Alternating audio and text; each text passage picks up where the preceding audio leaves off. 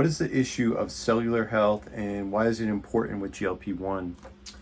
Well, Dr. Melissa Peterson in her longevity chapter talks about a few things that I think are very important. And I said this in one of the previous videos about blood flow in general. And the brain needs a certain amount of glucose in order to function properly. And if it doesn't get it, if a person's hypoglycemic, it's going to go to the liver and it's going to get as much as it can for as long as it can.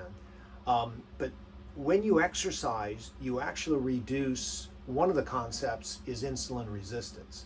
And this is a big deal for people who are type 2 diabetics, is that they just can't utilize the insulin that they have. Whereas with exercise, you utilize that insulin much better. So from one aspect of physiology, you get a little bit better the more fit you become.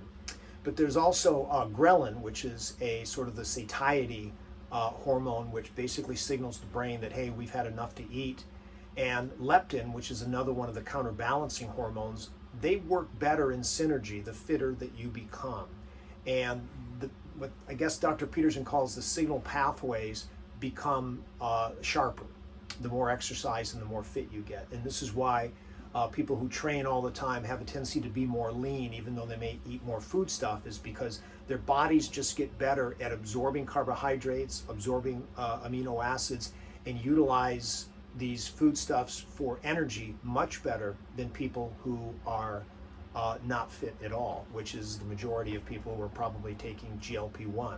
So the medication in and of itself works with some of the hormones to make sure that you are, that your brain believes that you're full, but over time you want that to become a more natural process.